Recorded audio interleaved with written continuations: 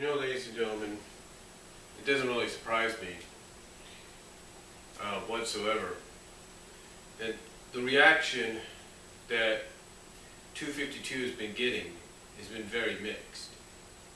I mean, I think one person said it best in a review. You have some that like it, some that hate it, and some that are basically in the middle of not knowing whether to like it or hate it. Mega Beatman is one of those people, because even he felt a little confused, like he didn't know what was going on. Well, I think I can kind of say this as a fan. And I'll probably put this in text form down the line, probably later. But I think Ian Flynn timed his epic event, his epic story arc, if you will, his masterpiece, if you will. I think he pinned it, if not scheduled it, at the wrong time. Now hear me out. Hear me out. You see, I'm not blaming Ian at all. I'm not really blaming Ian that much for not, knowing exactly what was going to happen behind the scenes, because, quite honestly, someone above him at Archie Comics or even at Sega should have at least said, Ian, this is what's going on behind the scenes. You might want to kind of reconsider releasing or publishing this story arc of yours at this time, or at least as I've said before, at least give him the acknowledgement of what was going on, so maybe he could come up with a backup plan, an alternate plan, just in case. That way there wouldn't be no BSing, if you will. I mean, Ian could have easily and if that was done, if someone would at least came out and said that to Ian, kind of told him, look, this is what's going on behind the scenes. To me, Ian could have came out and let everybody know in his forums, at DeviantArt, at the other forums, that, hey, this is what I have planned, but if some things start changing, I'll let you know. He could have given them an idea, like, okay, here's two different, like with the two different covers for the second issue in the Endangered Species sub-arc. He could have easily said, okay, here's the cover we're originally planning to go with, but just in case something happens, here's the other one. Real simple. That's all you have to do. And I believe someone should have at least given Ian a heads up of what was going on, because so that at least he could be properly prepared for what was going to happen. And I think that was kind of the downfall. Now, as far as 252 goes and the after effects, and that's going to be involved with it, as well as Countdown to Chaos, I think it's still kind of up in the air. I said before, basically at the end of the video and the text review of the 17 issues before Worlds Collide, I basically said it best. We're either going to be in for a smooth ride, which is smooth sailing all the way, or we're going to be in for a bumpy ride just like we were with the 17 issues before Worlds Collide. And here's what I mean. Either Countdown to Chaos is going to unconfuse folks and give them a straight answer, or it's going to just keep confusing people to the point that it's going to be bumpy. Now, again, like I said, I'm not afraid or to come out and say that I believe Ian scheduled the timing of this epic arc at the wrong time. I'm not afraid to say that, but I'm also not afraid to say that I think someone should have at least acknowledged to him that this may not be the appropriate time to do it. Because if they would have at least said, hey, this is what's going on behind the scenes, and these are the characters involved in such and such, blah, blah, blah, he could have at least had time to say, okay, I want to do the story arc, but if I can't use certain characters in the arc, what am I going to do? And quite honestly, I think Ian Flynn should have at least. I mean, honestly, folks. I mean, it's hard for me to say, but I think Archie Comics, whoever's the head person's in charge there, should have given Ian Flynn some notice of what was going on. Yes, I said it best at the end of the text, and I'll say it here. Ian did his damnedest to give us something good, or to at least give us something that he felt was good. He did his damnedest. And he could have done, and I'm sure anybody would agree, whether they like Ian or not, they could agree that he could have done a lot better if he had been given acknowledgement of what was going on behind the scenes. And maybe at least someone could have said, Ian, this is not the best time to do this. Hold off on doing it until we figure out what's going on. You see, it's kind of like with the whole, and I know it's kind of a weird comparison, but it's kind of like with the whole Lois and Clark and Superman comics situation that happened in the early 90s. You see, everybody was always curious at that time. Everybody was always curious at that time, of exactly, because the internet wasn't really prominent at that time, right? I mean, it was around, but it wasn't as prominent as it got later on in the late mid into late 90s, early 2000s. Well, basically, the very mid, if not late 90s and early 2000s. It wasn't that prominent, so nobody knew exactly what was going on behind the scenes. No one knew how this whole, okay, let's kill Superman, let's have this character named Doomsday kill Superman plot came about.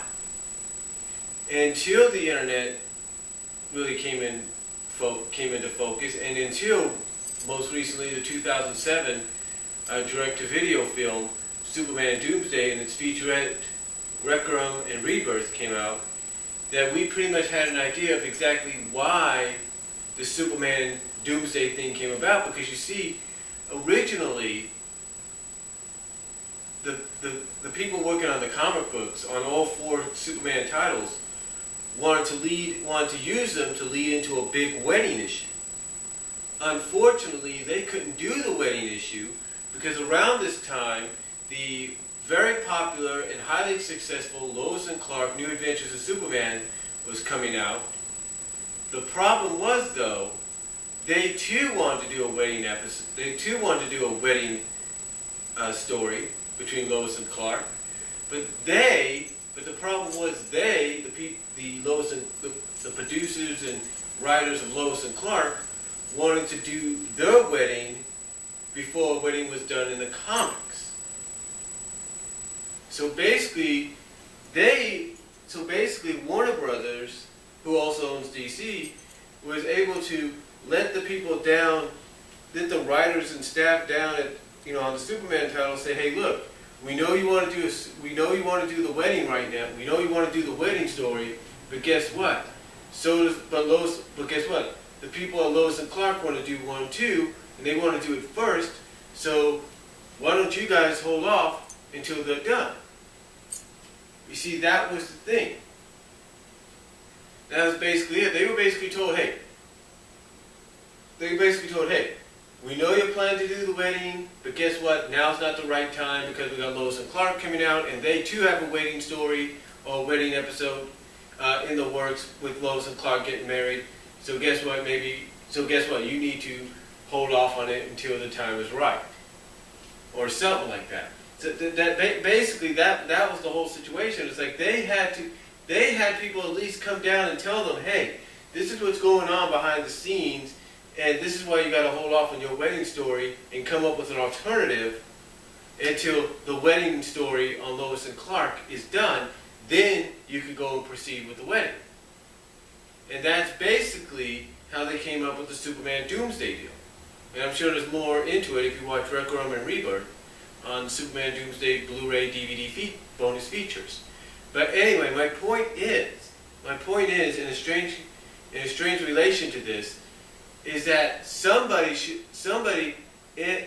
one of the heads up at Archie should have at least told Ian Flynn and the staff working on these comics that, hey, this is what's going on behind the scenes right now. You may want to hold off on this until everything's straightened out and come up with something different. And you know what? If they would have at least given Ian that alternative, if somebody would have at least came down and said, Ian, you need to hold off on this, and told the staff, hey, you need to hold off on this until all this behind the scenes BS is taken care of, that would have opened the door for Ian to say, you know what? Okay, I can hold off. Gives me more time to probably work into more elements that can make the story even more grander, even more bigger. What can I do in the process? Oh, I know. There's a crossover that I want to do. Maybe I can do that in the meantime. And, oh, let's see, what else could I do in the meantime? Oh, I could do an underground, I could do the underground epilogue in 4 parts on Universe. And, oh, what else can I do? You know, it could have opened, you see, it could have opened the door for him to do all sorts of things. It could have. But because of the fact, in my opinion, that one of the heads up did not give him any acknowledgement about what was going to happen, nobody had the, in my opinion, excuse my language, had the balls to come down and say, hey, look, this is what's going on behind the scenes. You might want to hold off on this. To me, that put Ian between a rock and a hard place. And again, not trying to defend the guy, but I believe Ian, and even to this day, I believe Ian is upset at the fact, was upset, and I believe to this day is upset at the fact that he could not get his story done the way he originally had planned to get it done. All because somebody didn't give him any heads up before he started it. And you know, it's just my opinion as a longtime fan, but I look at it like this. I skimmed through all 17 of those issues. I looked at every single page as best as I could. I did my review. I looked at the tiniest details.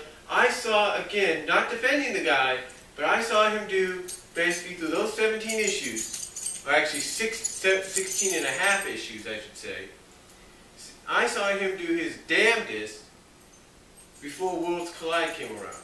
I saw him do his damnedest, and I saw him do the best he could, especially with all the damn BS behind-the-scenes shenanigans that were happening. So to me, Ian wouldn't have to do all those alterations. Ian wouldn't have all the criticism that he has at his board, at the Sonic Stadium boards, at the Sega forums, at DeviantArt. You know, you wouldn't have people like LaserX5, Uncle Ben. You wouldn't have Digimon 11, Ezekiel 3000. You wouldn't have these people divided, in my opinion, if the higher-ups, if someone at the higher-ups at Archie Comics, and maybe even Sega, would have came down and said, Ian, now's not the time to do this story arc. Hold off until we get all this BS behind-the-scenes shenanigans done, then you can go with it. To me, it would have given Ian more time to probably come up with even more grander ideas, as crazy as that sounds, and maybe give him more time to make this story, as some people have complained it,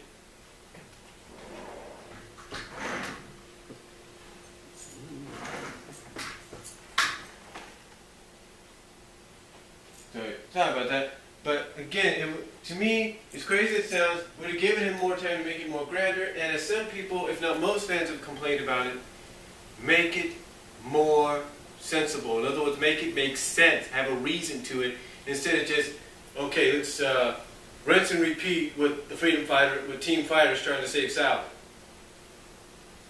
You know, to me, my honest opinion, my opinion as a fan, long time, 20-year fan, Ian Flynn, I believe, is upset, was and still is upset he couldn't get the story done originally as he planned. And 2, none of that, he wouldn't be upset. And 2, he wouldn't be upset, and neither would the fans be divided, because of what he had to write and deal with, if someone higher up at Archie Comics, and maybe even Sega, would have came down and said, Ian, now's not the time for the story arc. That's my opinion, and I'm sticking with it. You got your own opinions, that's fine. Comment below, video response if you like, but those are my opinions. So, that's all I'm going to say. Let me know what you guys think. I'll talk to you all later. You all have a good Friday.